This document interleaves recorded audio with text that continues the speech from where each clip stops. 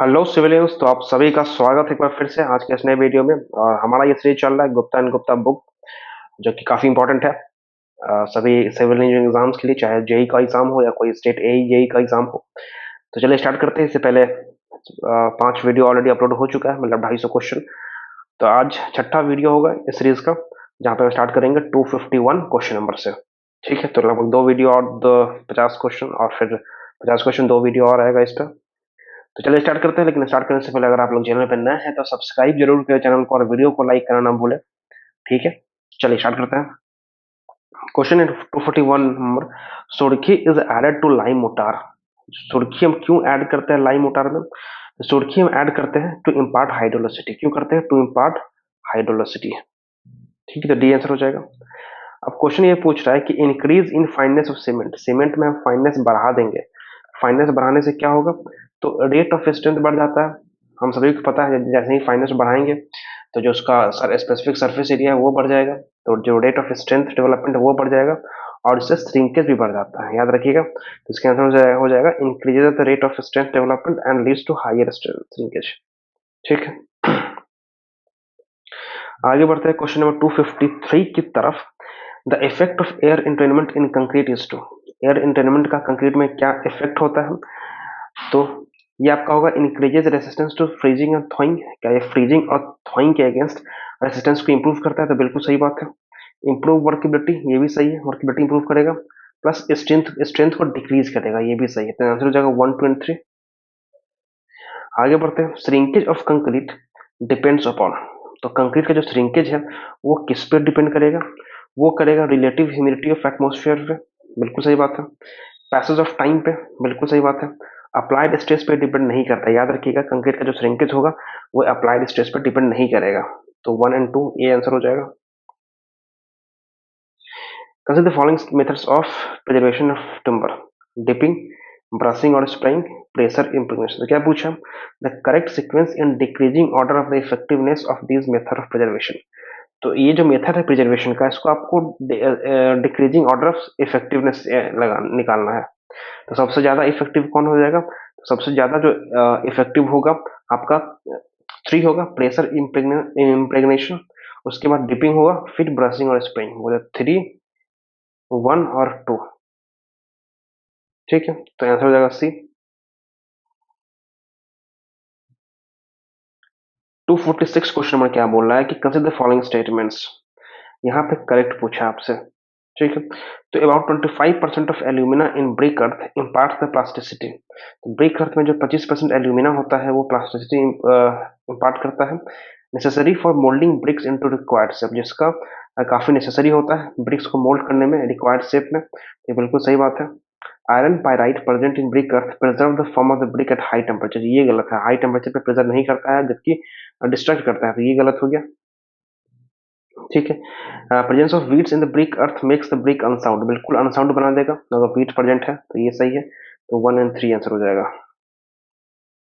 Consider the following strength of concrete. Concrete का आपका strength पूछ रहा है। The correct sequence in increasing order of the strength. Strength का आपको इंक्रीजिंग सीक्वेंस पूछा गया है यहाँ पे। तो सबसे सबसे कम किसका होगा पहले ये बताना। सबसे कम होगा स्प्लिट टेंसाइल स्ट्रेंथ का 3। ठीक है, उसके बाद होगा मॉडुलस ऑफ रप्चर होगा 3, 1। फिर आपको सिलेंडर स्ट्रेंथ होगा, फिर क्यूब स्ट्रेंथ होगा। तो सबसे ज्यादा होगा क्यूब स्ट्रेंथ, उसके कम होगा, उससे कम होगा सिलेंडर स्ट्रेंथ, फिर मॉडुलस ऑफ रप्चर, फिर split tensile strength. 3, 4, 2, 1। The most important purpose of frog in a brick is to. Frog का क्या पर्पस है?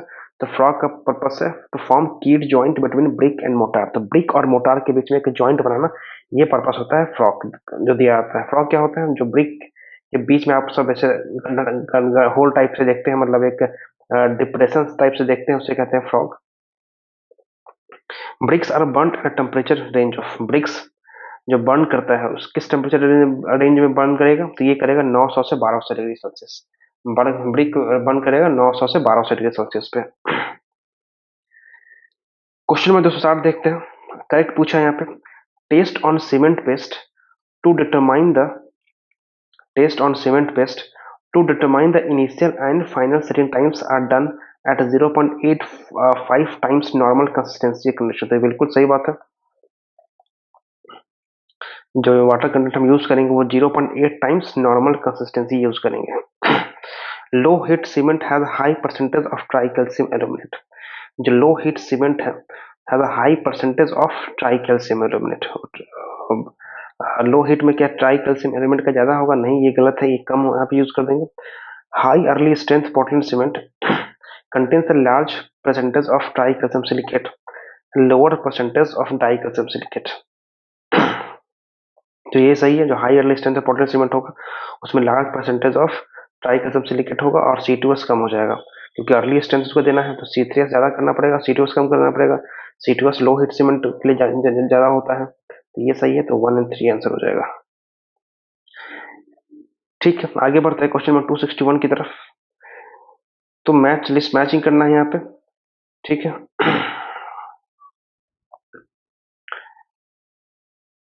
तो यहाँ पे क्या पूछ रहा है? इन इलास्टिक मटेरियल से। इन इलास्टिक मटेरियल मतलब क्या होता है?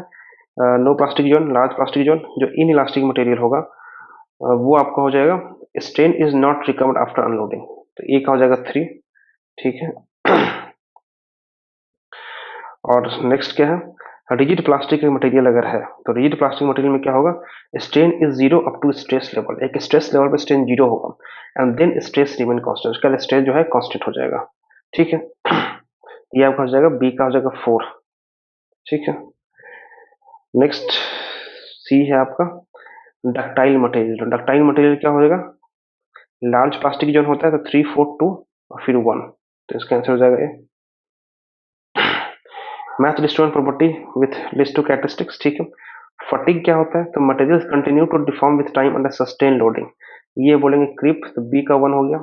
Decrease resistance of material to repeated reversal of stress, ये आपका हो गया। ये एंड्योरेंस लिमिट की बात कर रही है जहाँ पे स्ट्रेस का रिवर्सल होता है, डी का हो जाएगा 2। Material has high probability of not failing, sorry ये एंड्योरेंस लिमिट हो जाएगा। फटीग की बात बोला गया तो ए का हो जाएगा 2, ठीक है। ए का हो जाएगा 2, बी का हो गया 1, सी का हो गया। प्लास्टिसिटी क्या होता है कि material continue to deform without any further increase in stress, तो बिना स्ट्रेस बढ़े वो इंक्रीज करते रहता है, तो सी का हो गया 4। चलिए, अब यहाँ पे आ गया आपका असर्शन एंड रीजनिंग। जो क्वेश्चन नंबर 263 है, the specific surface area of aggregate decreases with increase in size of the aggregate. Aggregate का हम साइज बढ़ाएंगे ना, जो स्पेसिफिक सरफेस एरिया होगा एग्रीगेट का वो डिक्रीज कर जाएगा, तो ये बिल्कुल सही बात है, ठीक। The workability of mix is influenced more by the final fractions than the coarse particles, ठीक है। तो ये भी सही है, जो वर्कबिलिटी होगा मिक्सचर का वो फाइनल फ्रैक्शन से ज्यादा इन्फ्लुएंस्ड होगा then the coarse particles. Final fraction से क्या होता है? उसके घटने बढ़ने से आपका सरफेस एरिया बढ़ेगा और फिर वो पेस्ट ज्यादा कंज्यूम करेगा या कम कंज्यूम करेगा, डिपेंड करता है कितना फाइन है। तो दोनों ही सही है, लेकिन इसको कोई एक्सप्लेनेशन नहीं कर रहा, तो उसका आंसर क्या हो जाएगा? बी हो जाएगा, ठीक है। Workability of concrete is improve by air entraining agent. Air entraining agent से क्या होगा? वर्कबिलिटी इंप्रूव होता है, बिल्कुल सही बात है। Air entraining agent increases concrete strength, ये गलत बात है। जो अगर एयर इंट्रेनिंग एजेंट डालेंगे तो कंक्रीट स्ट्रेंथ डिक्रीज होता है, इंक्रीज नहीं होता है, तो ये गलत हो गया, तो इसका आंसर हो जाएगा सी।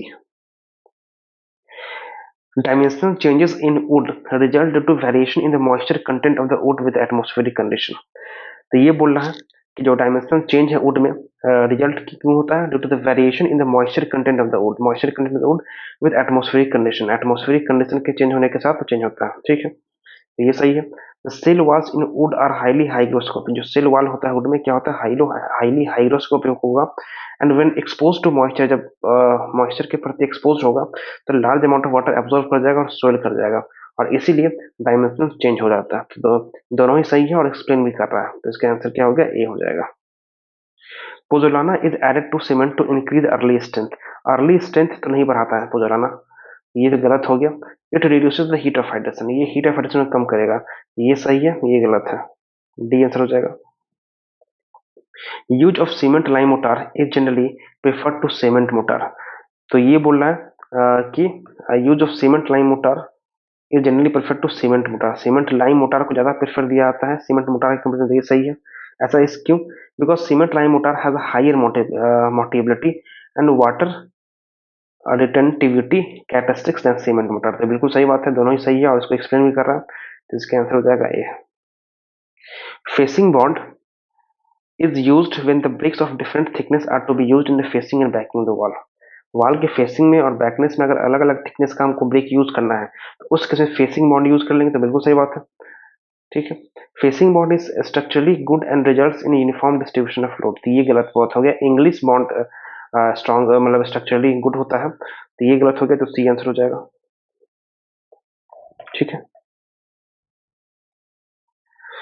consider the following statement regarding pigment value concentration, that is PVCN of paints।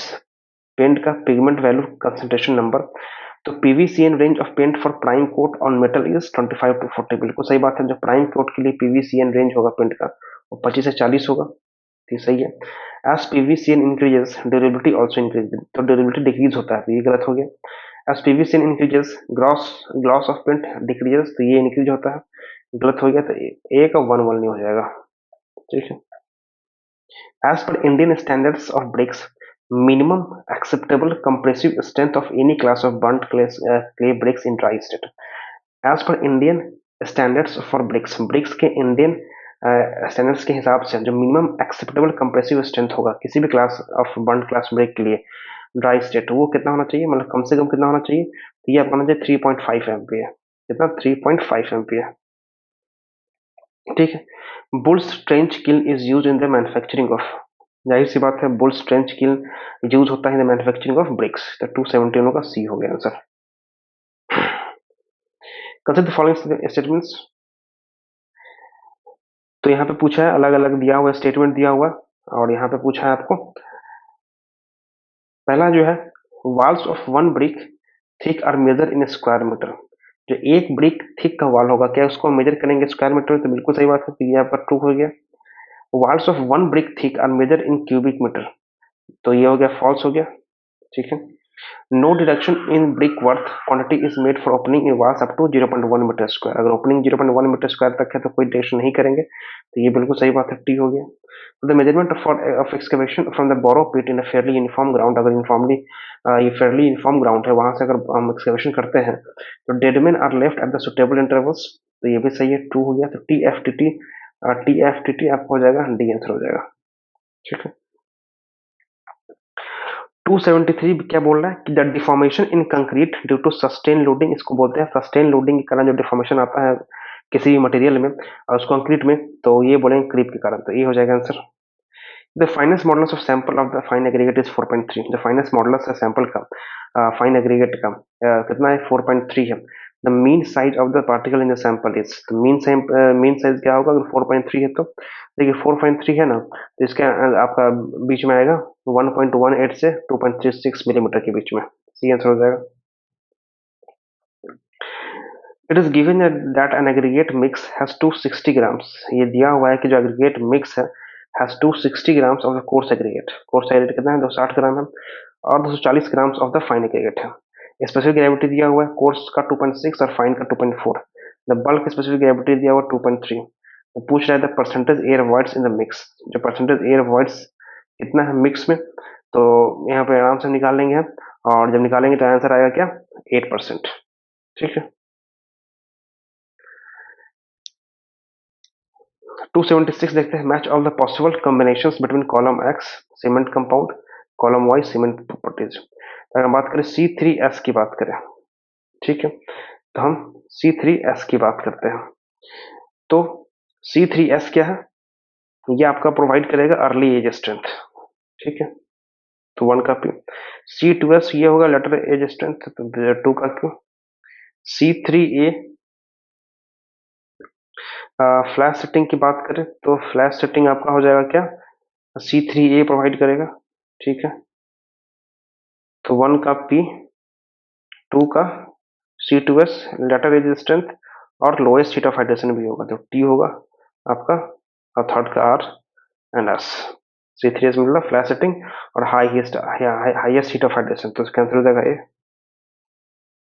ठीक है, अगर हम बात करें 277 क्वेश्चन नंबर की, तो consider the following statements in respect of mixers. Mixers के बारे में पूछ रहा है यहाँ पे, क्या पूछ रहा है, मिक्सर्स के बारे में पूछ रहा है। तो इसमें क्या पूछा, which of the following which of the above statement is correct, correct पूछा यहाँ पे। तो mass batch mixing of ingredients is the most desirable method, जो mass batch mixing of ingredients है is the most desirable method, तो बिल्कुल सही बात है, जो मास बैच मिक्सिंग है, mass batch mixing of ingredients है is the most desirable method, तो बिल्कुल सही बात है। Charging all materials into drum mixture is done at once का एक बार में होता है, बिल्कुल एक बार में नहीं होता, तो ये गलत हो गया। The quantity of material feed into mixture should be not more than the quantity that can be used in less than 30 minutes after the completion of mixing, बिल्कुल जो 30 मिनट के भीतर यूज हो जाए उतना ही क्वांटिटी हम यूज करेंगे, ठीक है ना, तो ये भी बिल्कुल सही बात है। Reversing mixtures have less capacity than tilting mixture, तो ये गलत बात है। जो रिवर्सिंग मिक्सचर है उसका कैपेसिटी ज्यादा होता है टिल्टिंग मिक्सचर के कंपेरिजन में। In large mixers additional time of mixing is allowed, large mixture में क्या होता है, additional time of mixing is allowed होता है, तो 13P हो जाएगा, ठीक है। Which compound of cement is responsible for strength of cement, तो सीमेंट के स्ट्रेंथ के लिए कौन सा रिस्पॉन्सिबल होता है, तो ये आपका हो जाएगा सिलिका, ठीक है। Consider the following related to the sand in the mortars, mortar में जो सैंड होता है उससे संबंधित कुछ आपका स्टेटमेंट दिया हुआ है, ये बताना है कौन सही है क्या गलत है, ठीक है। It increases the volume of the motor mix, तो मोटार मिक्स का क्या होगा, वॉल्यूम बढ़ाएगा, तो बिल्कुल सही बात है, ये सही है। It increase the strength of machinery, क्या मशीनरी के स्ट्रेंथ को बढ़ाएगा, नहीं, स्ट्रेंथ को नहीं बढ़ाता है। The cost of motor is reduced, sand use कर लेंगे तो मोस्ट का जो कॉस्ट होगा वो कम हो जाएगा, तो ये सही है। Shrinkage of the motor is almost prevented, जो मोटार का श्रिंकेज होता है, वॉल्यूम कम होता है, वो रिड्यूस हो जाएगा, प्रिवेंट हो जाएगा, तो ये सही है। सुर्खी can replace sand in cement motor use in plastering and this modified motor is more durable नहीं हो पाएगा, ये गलत है, 135 हो जाएगा answer. One bag of Portland cement that is 50 kg in weight would normally have a bulk volume of 35 litre, ठीक है। तो एक जो केजी, एक जो बैग होता है सीमेंट का 50 केजी वाला बॉडी होता है, उसको वॉल्यूम के टर्म में कन्वर्ट करेंगे तो कितना आएगा, 35 लीटर, 35 लीटर आ जाएगा, ठीक है। Consider the following statements related to autoclave bricks के बारे में पूछ रहा है, ऑटोक्लेव ब्रिक्स के बारे में पूछ रहा है, ठीक है। तो less water absorption compare to other bricks, सही बात है, जो ऑटोक्लेव ब्रिक्स होता है वो less water absorption compare to the other brick, दूसरे ब्रिक के कंपेरिजन में कम वाटर एब्जॉर्ब करता है, तो ये सही हो गया। नॉइज डिटेक्शन करता है, तो बिल्कुल सही बात है। It is cheap compare to other, cheap तो नहीं होता, तो ये गलत हो गया। Requirement of bulk volume of mortar in joints being relatively less compare to other type of brick, तो बिल्कुल सही बात है, जब बल्क वॉल्यूम का रिक्वायरमेंट होगा वो कम होगा, ठीक है। Not recommend for outer walls, तो ये गलत बात हो गया, तो 1, 2 एंड 4 हो जाएगा, ठीक है। Consider the following forms of water in a hydrated cement paste, एक hydrated cement paste में consider the following form of water, तो पूछ रहा है कि which of the above forms of water will on its removal cause shrinkage of the water paste, तो ये पूछ रहा है कि कौन सा पानी जब निकलेगा तो ये श्रिंकेज करवा देगा पेस्ट का, मतलब श्रिंक कर देगा, वॉल्यूम को कम करवा देगा, तो कैपिलरी वाटर निकलेगा तो बिल्कुल होगा। केमिकली कंबाइंड वाटर निकलने से कुछ नहीं होगा, श्रिंकेज नहीं होगा, तो ये नहीं होगा, बाकी इंटरलेयर वाटर होगा, एडजॉर्ब्ड वाटर होगा, तो 1, 3 और 4, तो 282 का हो जाएगा, डी हो जाएगा, ठीक है। आगे बढ़ते हैं। Consider the following statements related to composite mortar, composite mortar के बारे में पूछा और क्या पूछा यहाँ पे,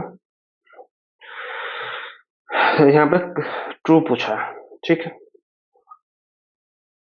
addition of lime to cement mortar, cement mortar में अगर हम लाइम मिलाते हैं तो क्या वर्किबिलिटी को इंप्रूव करेगा, तो बिल्कुल इंप्रूव करेगा, तो ये सही है।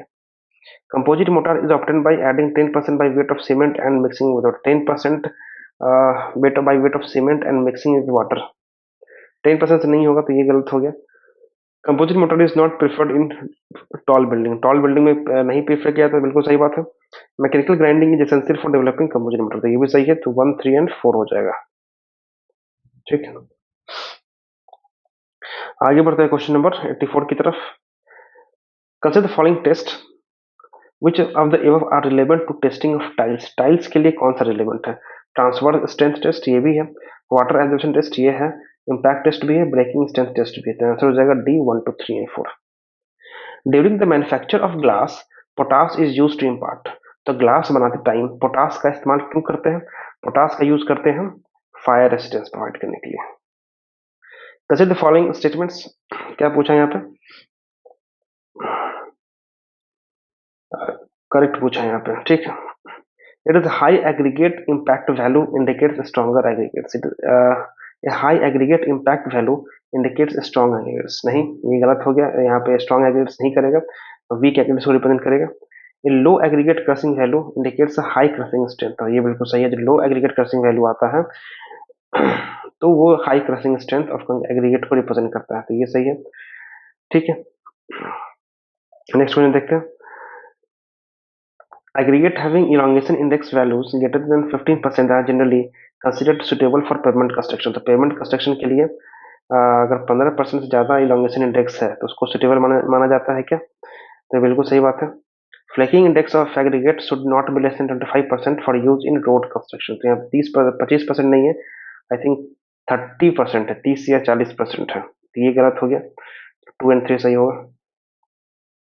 Consider the following statements regarding refractive bricks in furnace। Furnace में रिफ्रैक्टिव ब्रिक्स के बारे में पूछ रहा,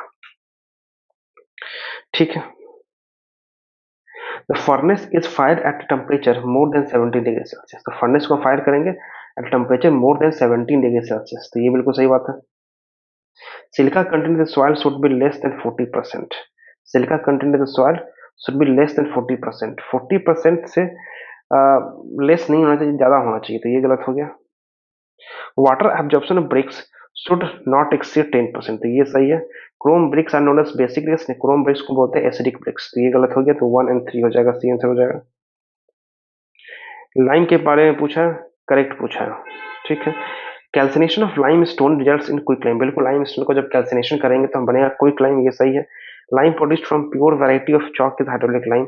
lime produced from pure variety of chalk, chalk के जो प्योर वैरायटी से लाइम प्रोड्यूस करता है उसको हाइड्रोलिक लाइम बोलते हैं, तो ये आई थिंक ये गलत है,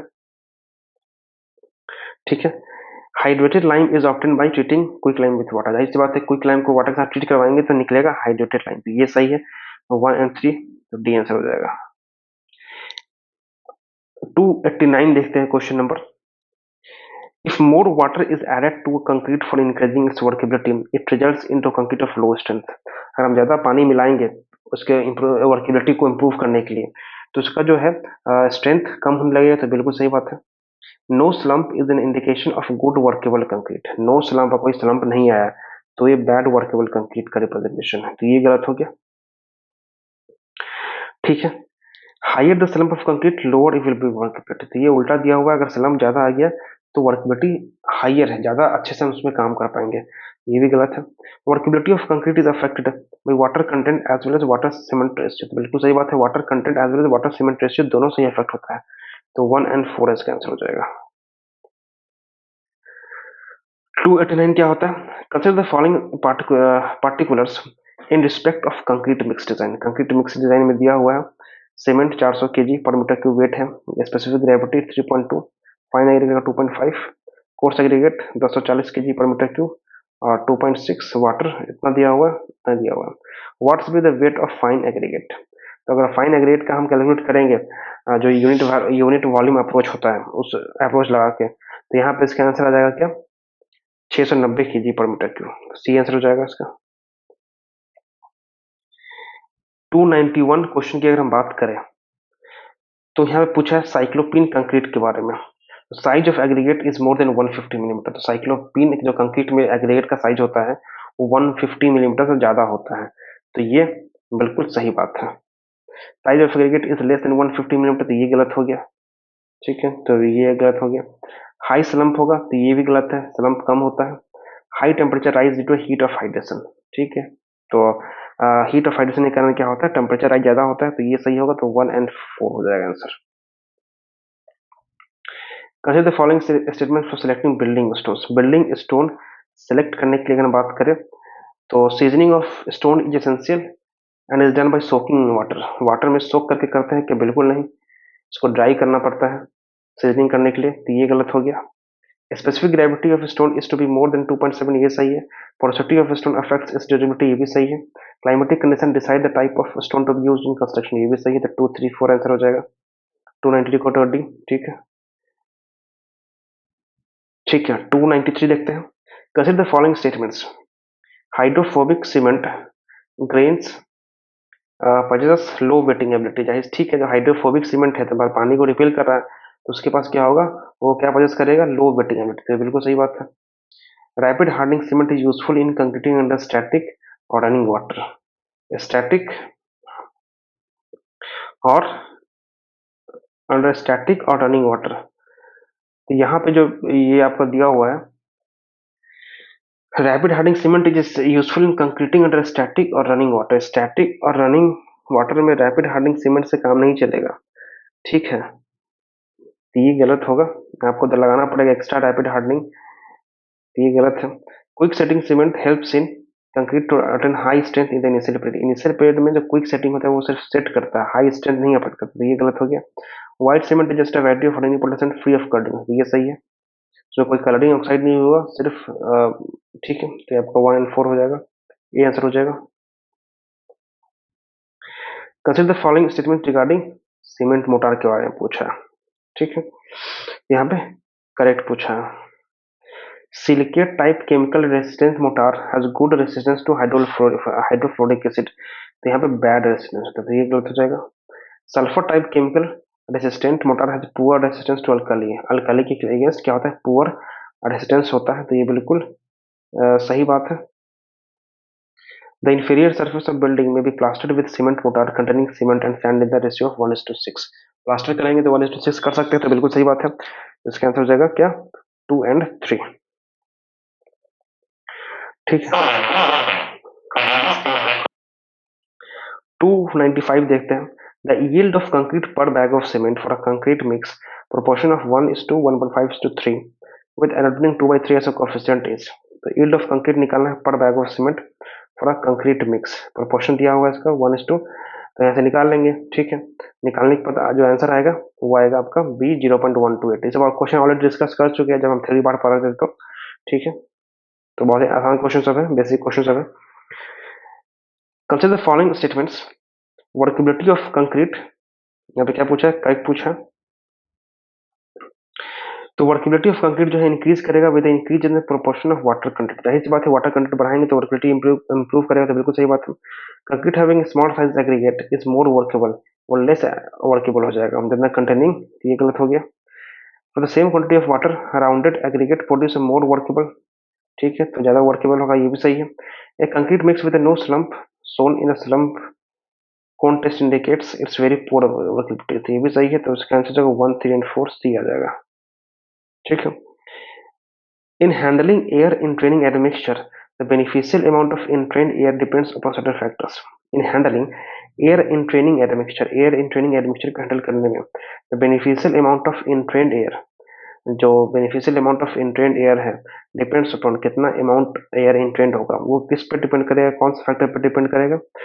देखिए वो डिपेंड करता है आपका type and quantity of air in training agent, बिल्कुल बात है। एयर इन ट्रेनिंग एजेंट का कौन सा टाइप है, कौन सा क्वांटिटी, इस पर डिपेंड करेगा। और किस पे डिपेंड करेगा, तो ये और डिपेंड करेगा वाटर सीमेंट रेशियो तो मिक्स पे, ये इस पे भी डिपेंड करेगा। स्ट्रेंथ ऑफ एग्रीगेट डिपेंड नहीं करेगा, इस पे क्यों डिपेंड करेगा भाई, extent of compaction of concrete, compaction पे करेगा, तो 1, 2 एंड 4 हो जाएगा answer B. Hydration of which compound is responsible for increase in strength of cement in later age, तो लैटर एज में याद रखिएगा C2S, डाई कैल्शियम सिलिकेट, ठीक है। The creep strain of a cement attains its terminal value, जो आपका creep strain होता है सीमेंट का, वो अपना टर्मिनल वैल्यू कब तक अटेंड करता है, तो वो अटेंड करेगा आपका 5 तक लग जाता है, उसको अटेंड करते करते, तो सी हो जाएगा answer. On average in 125 millimetre slump the concrete में लूज अबाउट, ऑन एवरेज पूछ रहा है कि भाई एक 125 मिलीमीटर का स्लम्प है, तो कंक्रीट कितना लूज कर जाएगा लगभग 1 घंटे में, तो ये लूज कर जाएगा अप्रॉक्स 50 मिलीमीटर ऑफ स्लम्प, ठीक है। तो ये ठीक है, तो इस वीडियो में हो गया 50 क्वेश्चन पर पहुंच खत्म हम करते हैं, तो इस वीडियो में इतना ही रखते हैं। फिर एक और वीडियो आएगा इसका, और नेक्स्ट जो 50 क्वेश्चन बचा हुआ 49 क्वेश्चन जो खत्म कर लेंगे। तो आई होप कि वीडियो अच्छा लगा होगा, लगा है तो वीडियो को लाइक करें, चैनल को सब्सक्राइब करें। मिलते हैं नेक्स्ट वीडियो में। Thanks for watching, thank you very much.